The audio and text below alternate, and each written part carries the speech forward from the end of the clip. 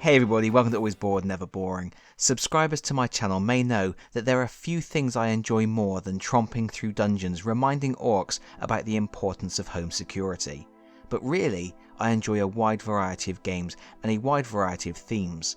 And theme, without doubt, is important for me. It's not essential, there are many wonderful abstract games I'm happy to play, but you're never going to convince me that Lords of Waterdeep isn't more fun because the orange cubes are called fighters. Of all the many themes that designers have attempted to translate into a tabletop experience, one of the most common, or more accurately I suppose, seemingly most common because I've never thought to count, is trains. And while I'm far from being a train spotter, the romanticism of the age of Steam isn't wasted on me. That's why when games retailer Magic Madhouse, apparently the UK's biggest online Magic the Gathering store, asked if I would like to take a look at a review copy of the Cooperative train games Switch and Signal by David Thompson, one of the brains behind the award-winning Undaunted series of deck-building games, I jumped at the chance. Actually, if I'm being totally honest, the theme of steam trains chugging around Central Europe or North America wasn't the biggest draw here. There were two things that really caught my eye. The first was that this is a game from Kosmos, and I do have a soft spot for Kosmos. When I first got back into board gaming, it was Kosmos who welcomed me with open arms. Their line of two-player games such as Dracula, Odin's Ravens and Lost Cities helped me to introduce board gaming to my wife, and their name also appears on Legends of Andor, one of my favourite fantasy adventure titles. But also, more importantly, Switch and Signal is a cooperative title. I do love the opportunity to join forces with my friends and family to prove we're all smarter than a shuffled deck of cards. And so, here I am with a copy of Switch and Signal in front of me, trying to come up with a good way to start a review. Maybe I could do something about theme, or how I have a soft spot for Kosmos games. Whatever, I'm sure I'll come up with something. Switch and Signal is a cooperative game for 2 to 4 players aged 10 and up, but there's no real reason you can't play it solo. And it very much looks like a Kosmos game. It has attractive artwork, a double-sided board depicting railroads across Europe and North America, wooden cubes and discs, and even wooden dice. Who does wooden dice these days? It's an attractive game with the kind of presentation that makes you want to jump right in. Fortunately, it has a rule set as streamlined as a bullet train, which ensures onboarding new players is exceptionally easy. In fact, I taught my 11-year-old daughter how to play this game in under 3 minutes. And I do think that's an important point to mention before we go further. This game is clearly intended for casual gamers, but perhaps more specifically, families. Designer David Thompson stated that he designed this game for his parents, and it absolutely feels like the kind of game you could roll out after dinner with your parents, siblings or children. It's quick to set up, easy to teach, chugs along at a pleasing pace and offers enough decision points to keep you engaged without ever becoming so complicated or convoluted that your family games night goes off the rails. I know my elderly parents are never going to venture into a dungeon to fight orcs with me, but they would be more than happy to spend an hour trying to make sure little freight trains successfully complete their route from Paris to Marseille. Speaking of which, I suppose I should tell you what Switch and Signal is all about. Mainly, it's about pushing little plastic trains around a track making choo-choo noises, but the aim is to collect 8 pieces of cargo and deliver them to a port. The problem is you have a time limit to beat, but also the trains are moving randomly and continuously, and if you haven't set the right signals to green and opened the right switches at the junctions, the fat controller is going to be very unhappy with you. Imagine the video game Lemmings, but all the lemmings are driving little trains, and none of them have little umbrellas. Actually, forget that analogy, it's silly. At the start of the game, you pick one side of the board to play on, either Europe or America, with Europe being the recommended introductory game, and you set up signals and switches as indicated in the setup diagram. Signals are green discs that are placed over red lights printed on the board, allowing a train's safe passage. Switches are black discs placed at each junction to block certain routes. You place cargo in cities matching the colour of the cubes, place 7 time tokens on the platform clock face, place 9 trains, 3 each of silver, brown and black, in the depot, and shuffle the deck of action cards before dealing 5 to each player. There is also a second deck of departure cards that serves as both a randomizer for when trains arrive and a timer for signalling if you have won or lost. There are 18 cards in total, but 2 are removed from each game, and then you add a starting departure card, which is always the same and brings one of each coloured train into play on the first turn. With that done, you're ready to begin. On your turn you first draw a departure card. These cards contain a mixture of 2 different icons.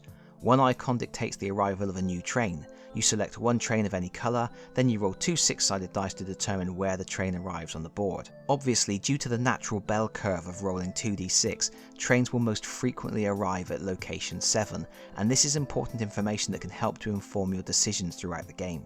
The second type of icon on departure cards indicates that all the trains on the board of a specific colour should move. If the icon is multicoloured, you can pick which coloured trains move. And to move the trains, you roll a custom movement dice matching the colour of the train and then move that number of spaces along the track. You roll for each train independently, and each colour of train moves at a different speed. Silver trains are the slowest, black trains are the fastest.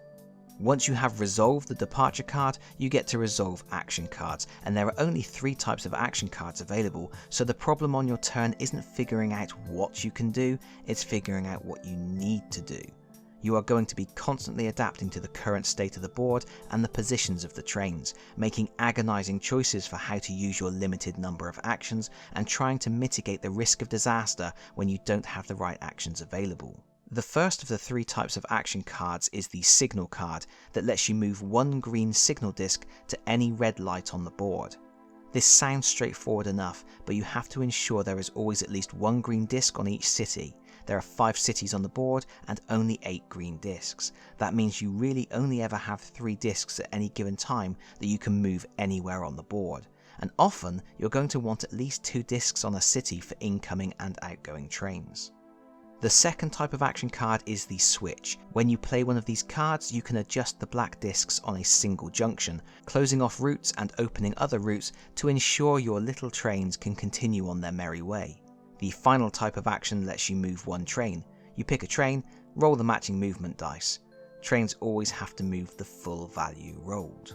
Additionally, you can discard a card of any type to load a train with cargo at a city spot, or discard any 2 cards as a wild to set a signal, set a switch, or move a train. And that's pretty much it.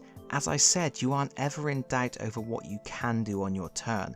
The possible actions are so simple to understand, and the deck isn't cluttered up with special cards with exceptions or alternatives.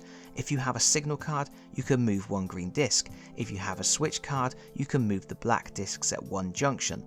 If you have a train card, you can move 1 train. But incredibly, such a simple set of actions opens up surprising spaces for adaptive strategies, forward-thinking planning, and real nail-biting moments of tension when you realise you just don't have the right actions you need to keep all the trains on the board safe from disaster. Interestingly, there is no limit on how many cards you can play in a turn, but you always draw 5 new cards at the end of your round, and your hand limit caps at 10, so there are also decisions to make regarding when to play cards and when to hold on to them.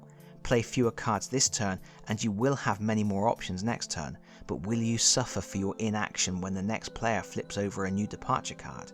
Because this is a game about courting disaster. Most of your trains are normally only 1 bad dice roll from crashing, and while you have limited knowledge of how far a train will move based on its colour, it's imperfect information because the result of the dice roll is still random and you don't know what the next departure card is going to do.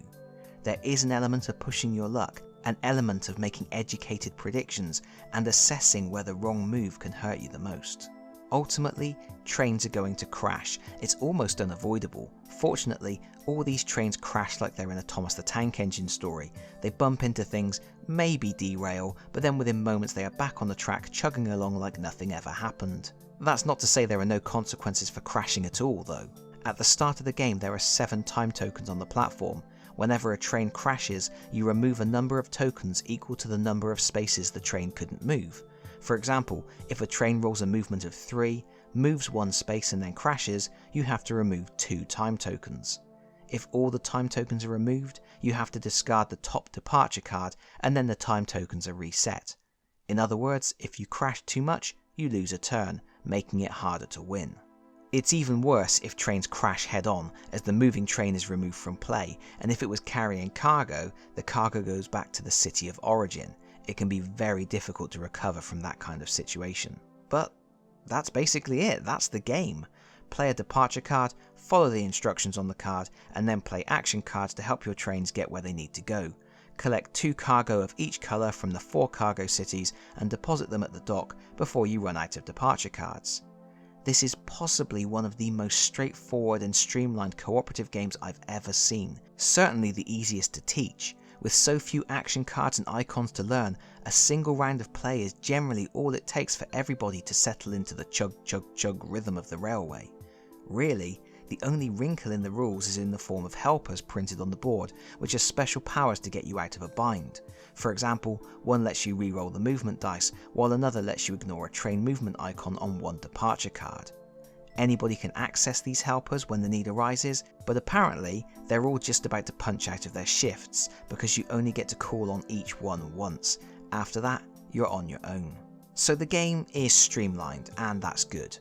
But this kind of streamlined design comes at a cost. Several costs, really.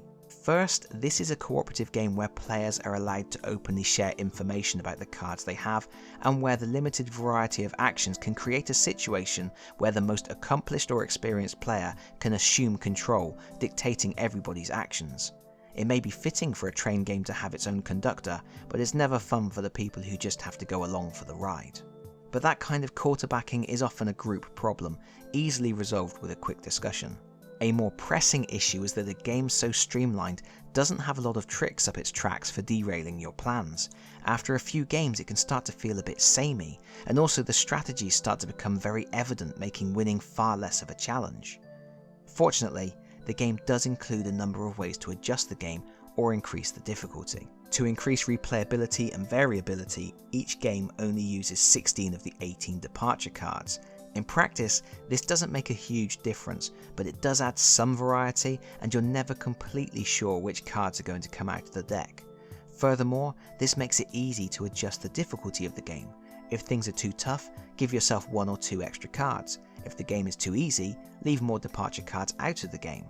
There are also extra green signal discs, time tokens and cargo cubes in the box, giving you a lot of control over how much of a challenge the game presents, so you can customize your experience depending on if you're playing with your children or your friends.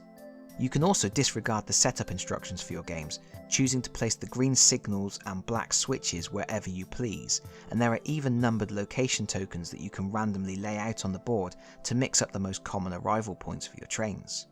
Speaking of those tokens, you can also use them to determine the arrival point of new trains, drawing 1 token rather than rolling the deployment dice.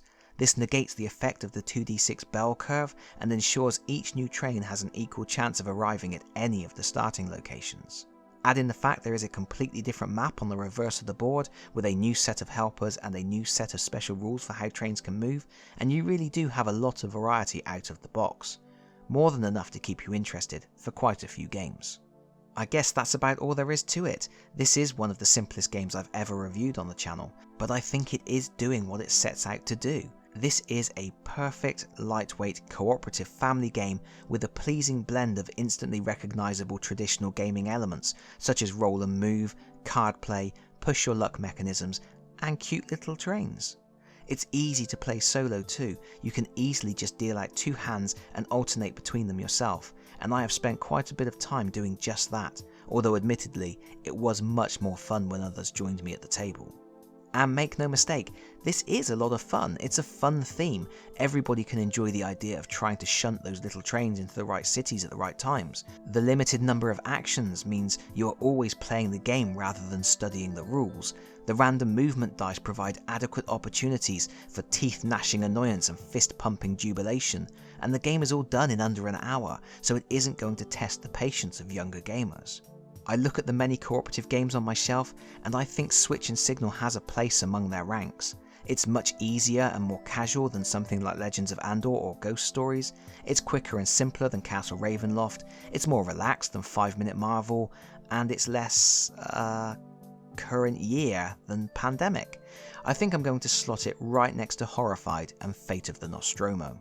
And the last thing I have to do, is thank Magic Madhouse for supplying this copy of the game for review.